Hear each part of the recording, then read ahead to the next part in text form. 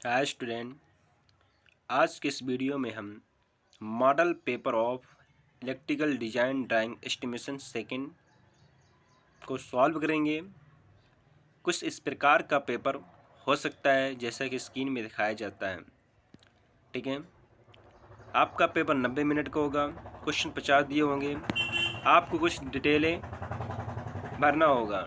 Okay, जैसे email ID है, father's name, names, branch और ईयर, इनरोलमेंट नंबर या आधार कार्ड नंबर भी। ओके, आपका पेपर 2 सेक्शन में होगा। पहला आप फिल करेंगे तो सेकंड सेक्शन का ऑप्शन ओपन हो जाएगा। तो सेकंड सेक्शन में देखते हैं नोट अटेम्प्ट ऑल क्वेश्चन। सभी क्वेश्चन को आपको सॉल्व करना है। प्रत्येक क्वेश्चन के 4 ऑप्शन दिए गए हैं जिसमें से एक सही है। प्रत्येक क्वेश्चन 1 नंबर का, नेगेटिव मार्किंग नहीं होगी। ओके गाइस, पहला क्वेश्चन है the wedding on the cable consist of. तो जो बेडिंग बनाई जाती केबल की वो किसकी बनाई जाती है? जूट की, हैसन क्लॉथ की, या एनी ऑफ दी वो, या नॉन ऑफ दी वो। तो इन चारों ऑप्शन में ऑप्शन नंबर आपका सी सही हो जाएगा, क्योंकि जो वेडिंग बनाई जाती है जूट की बनाई जाती है, हैसन क्लॉथ की भी बनाई जाती है। ओके गाइस, नेक्स्ट क्वेश्चन की बात कर लें। Question number 2, the insulating material for a cable should have. तो जो इंसुलेटिंग मटेरियल है केबल की, ऑप्शन नंबर दिए गए हैं low cost, high dielectric strength, high mechanical strength, all of the above. तो जो इंसुलेटिंग मटेरियल बनाया जाता है, जो यूज किया जाता है, उसकी जो कास्ट होती है लो होना चाहिए, उसका जो डायरेक्ट स्ट्रेंथ है हाई होना चाहिए, और मैकेनिकल स्ट्रेंथ भी हाई होनी चाहिए। तो ऑप्शन नंबर आपका डी सही हो जाएगा। Okay guys, okay, next question की बात कर लें। क्वेश्चन नंबर 3, केबल पर आर्मिंग के लिए सामग्री आमतौर पर होती है स्टील टेप, जस्टिकृत, कह सकते हैं गैल्वेनाइज आयरन, ऊपर का कोई भी नहीं, इनमें से कोई भी नहीं। तो आर्मिंग के लिए जो यूज किया जाता है टेप,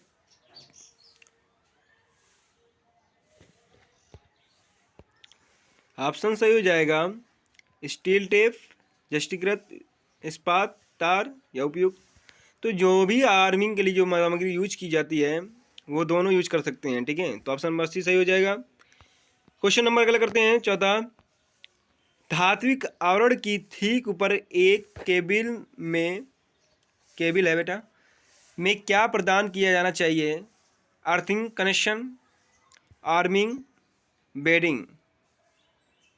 तो ऑप्शन नंबर आपका डी सही हो जाएगा। Okay guys, wedding. Next question की बात कर लें। Question number 5, empire tape is varnished cambric vulcanize rubber impregnated paper none अभी दी वो। तो इन चारों ऑप्शन में आपका ऑप्शन नंबर पहला सही हो जाएगा। जो एम्पायर टेप होता है वो वार्निश कैम्ब्रिज का बनाया जाता है। नेक्स्ट क्वेश्चन की बात कर लें। लो टेंशन केबल का प्रयोग आमतौर पर किया जाता है 500 वोल्ट, 200 वोल्ट, 1000 वोल्ट, 700 वोल्ट। तो ऑप्शन नंबर आपका सी सही हो जाएगा।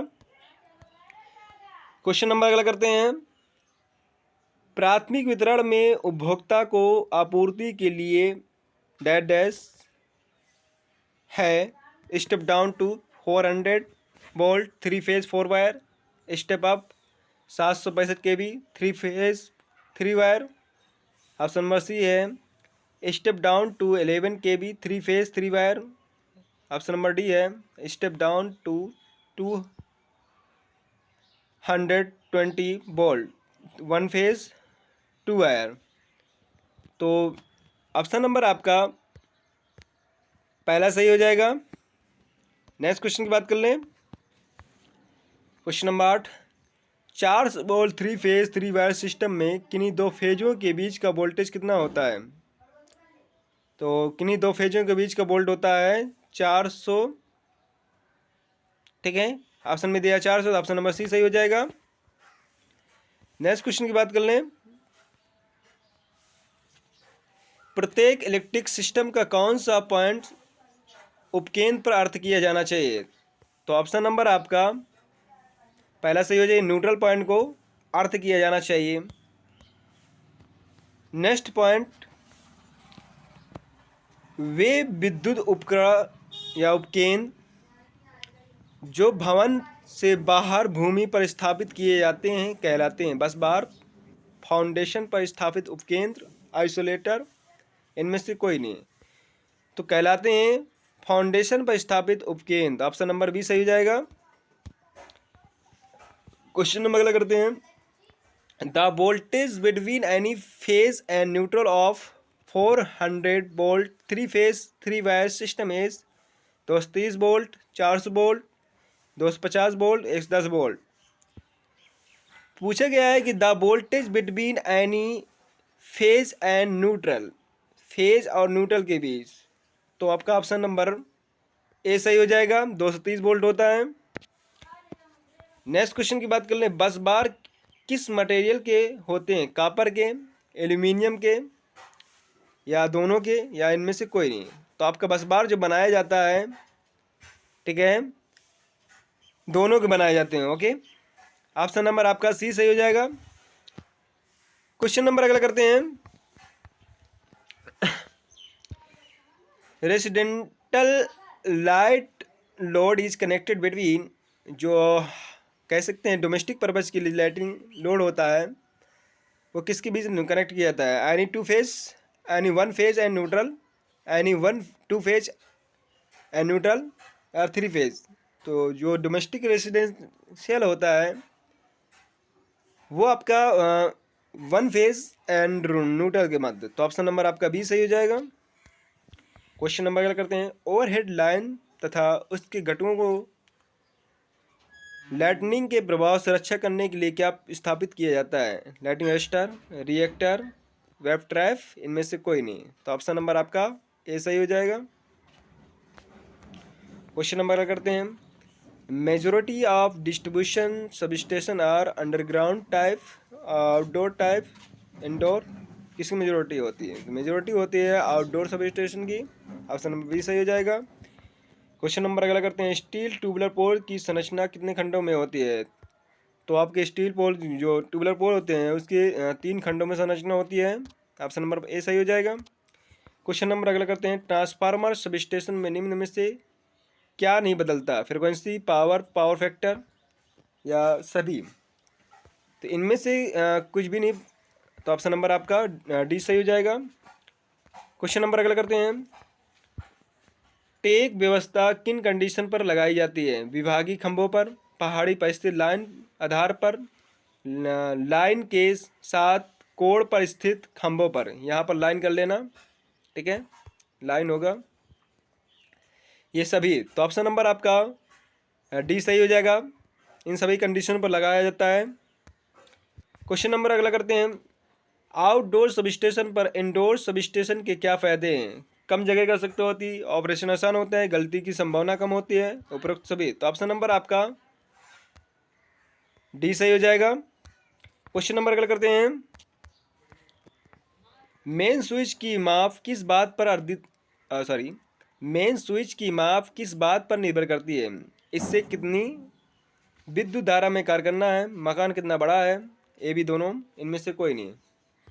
तो ऑप्शन नंबर आपका पहला सही हो जाएगा, ए। क्वेश्चन नंबर अगला करते हैं। एक एकल पोल माउंटेड सबस्टेशन है, पोल पर ओवरहेड रखा गया है। सबस्टेशन का सस्ता रूप है, भवन निर्माण की आवश्यकता नहीं होती है, तो उपरोक्त सभी। तो ऑप्शन नंबर आपका डी सही हो जाएगा। क्वेश्चन नंबर अगला करते हैं।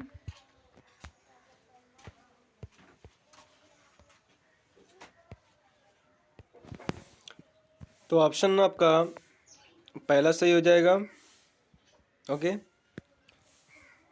देखा जाएगा तो पहला भी सही है, दूसरा भी सही है, तीसरा भी सही है। ठीक है, तो ऑप्शन नंबर आपका डी सही हो जाएगा। ओके गाइस, क्वेश्चन अगला करते हैं। ओवरहेड लाइन के लिए प्रयोग किए जाने वाला एसीसीआर कंडक्टर में स्टील को मजबूत क्यों किया जाता है? To minimize the line sag, to reduce the line voltage, to increase the tensile strength, to increase the current carrying capacity. तो ऑप्शन नंबर आपका सी सही हो जाएगा। क्वेश्चन नंबर अगला करते हैं। ओवरहेड लाइन में ग्रास आर्म का क्या उद्देश्य होता है? ओवरहेड पोल को अधिक सहायता प्रदान करना, कंडक्टरों के बीच शॉर्ट से सुरक्षा करना, reduce the sag of the line between pole. Option number D है holding the insulator where the conductor are fastened. तो ऑप्शन नंबर आपका डी सही हो जाएगा। क्वेश्चन नंबर अगला करते हैं। निम्नलिखित में से किसमें फॉल्ट की संभावना अधिक है? Indoor, underground, type sub station, outdoor. तो सबसे ज़्यादा जो संभावना है आउटडोर में है। ओके गाइस, नेक्स्ट क्वेश्चन की बात कर लें। Isolator is design to open a circuit और live system under on load, under no load, either A and B, इनमें से कोई नहीं। तो जो डिजाइन किया जाता है आइसोलेटर का, तो वो अंडर नो लोड कंडीशन में डिजाइन किया जाता है। ओके गाइस, क्वेश्चन नंबर 26 करते हैं। लाइट फैन सर्किट के लिए कम से कम कितने mm² का तार यूज किया जाता है? तो लाइट फैन सर्किट के लिए 1.5 mm² का तार का यूज किया जाता है। नेक्स्ट क्वेश्चन की बात कर लें। Isolator is use before circuit breaker in line, after circuit breaker in line, A B दोनों, बोथ, आफ्टर और बिफोर, बस बार। तो ऑप्शन नंबर आपका सी सही हो जाएगा। जो आइसोलेटर होता है बस बार सर्किट ब्रेकर से पहले और बाद दोनों में लगाते हैं। ओके गाइस, क्वेश्चन नंबर अगर करते हैं। एक ट्यूबलाइट सामान्यतः कितने वाट की होती है? 30 वाट, 35 से 40 वाट, 50 वाट, 25 वाट। तो ऑप्शन नंबर आपका बी सही हो जाएगा, 35 से 40 वाट। क्वेश्चन नंबर अगला करते हैं। 5 एम्पियर सॉकेट आउटलेट कितने वाट की होती है? 100 वाट, 60 वाट, 200 वाट, नॉन ऑफ दीज। तो आपका जो 5 एम्पियर का सॉकेट आउटलेट होता है वो आपके 100 वाट का होता है। ओके गाइस, क्वेश्चन नंबर अगला करते हैं। स्टेवायर में किस प्रकार का इंसुलेटर यूज किया जाता है? एक टाइप, साइकिल, पिन, सस्पेंशन। तो ऑप्शन नंबर आपका पहला सही हो जाएगा, एक टाइप हो जाएगा। क्वेश्चन नंबर अगला। किसी भी नए इंस्टॉलेशन पर वायरिंग के द्वारा, क्वेश्चन नंबर 31 को दोबारा पढ़ते हैं। किसी भी नए इंस्टॉलेशन पर वायरिंग के पूरा होने पर किन नियमों का पालन या सत्यापन किया जाता है? तो इन चारों ऑप्शन में ऑप्शन नंबर आपका बी सही हो जाएगा। Indian electricity rules 1956। Okay, question number अगला करते हैं। निम्नलिखित में से अर्थ वायर कौन सी धातु का बना होता है? Copper, aluminium, silver. तो अर्थ वायर बना होता है आपका कॉपर का। ओके गाइस, क्वेश्चन नंबर अगला करते हैं। अर्थ इलेक्ट्रोड की गहराई कितनी होती है? तो अर्थ इलेक्ट्रोड की गहराई होती है 1.25 मीटर। ओके गाइस, क्वेश्चन नंबर अगला करते हैं। ओवरहेड लाइन के धातु आधारों को 1.609 किलोमीटर में कम से कम कितने स्थानों पर अर्थिंग की जानी चाहिए? 3, 2, 4, इनमें से कोई नहीं है। तो ऑप्शन नंबर आपका सी सही हो जाएगा। क्वेश्चन नंबर अगला करते हैं। एक भूमिगत केबल को आर्मिंग प्रदान करने का उद्देश्य निम्नलिखित को रोकता है? सफ़ेद चींटी को हमला करना, मतलब जिसे दिमक बोलते हैं हम लोग, नमी का प्रवेश, फटना, यांत्रिक चोट। तो ऑप्शन नंबर आपका बी सही हो जाएगा। नेक्स्ट क्वेश्चन की बात कर लें। What is the most common case of failure of overhead line insulator? जो ओवरहेड इंसुलेटर होता है उसके ख़राब होने की या फेल होने की क्या चांसेस रहते हैं? Flash over, mechanical stress, porosity of material, improper है। तो इन चारों ऑप्शन में आपका ऑप्शन नंबर पहला सही हो जाएगा। क्वेश्चन नंबर अगला करते हैं। तार स्थापन संस्थानों में भू सततता प्रतिरोध का मान होना चाहिए 2.5 ओम, 1.5 ओम, 1 ओम, इनमें से कोई नहीं। तो ऑप्शन नंबर आपका सी सही हो जाएगा। ओके गाइस, नेक्स्ट क्वेश्चन की बात कर लें।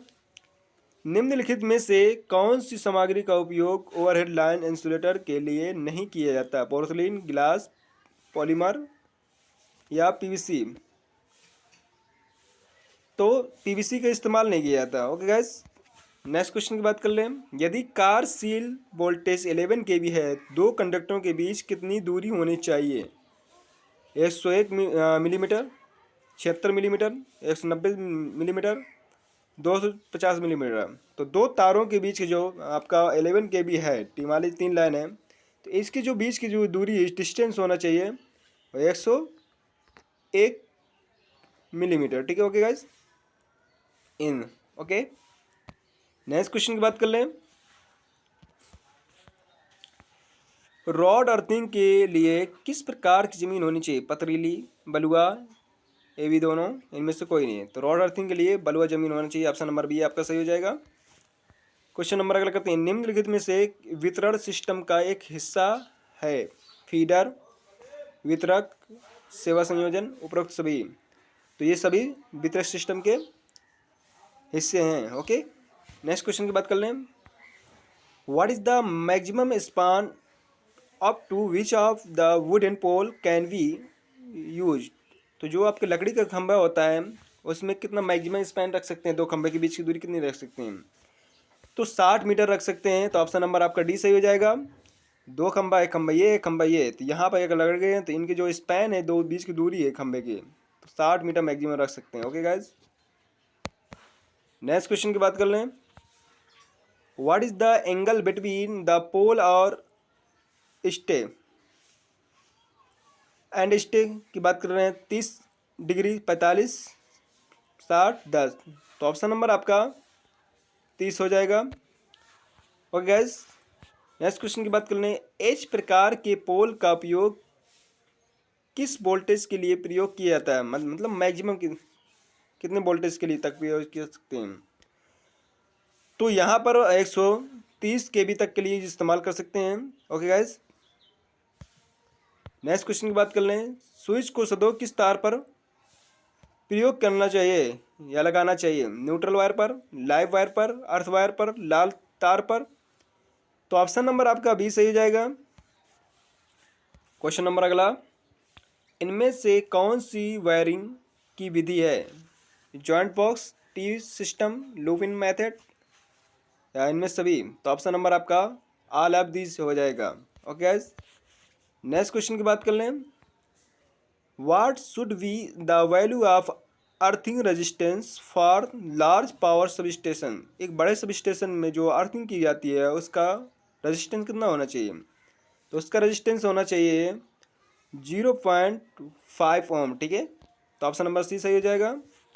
क्वेश्चन नंबर अगला करते हैं। निम्नलिखित में से पावर सर्किट में कितने आउटलेट की अनुमति है?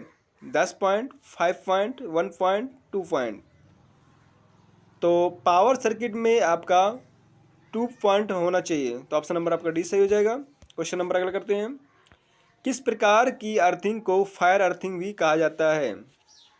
Plate earthing, broad earthing, strip earthing, all of these सभी कहते हैं।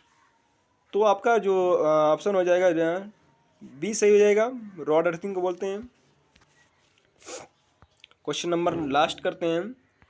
निम्न में से एक प्रकार की वेटन वायरिंग है? मेटल शीथेड वायरिंग का प्रयोग करना, टीआर, एस या पीसीसी पॉलीविनाइल क्लोराइड तारों का प्रयोग करना, या इन दोनों का?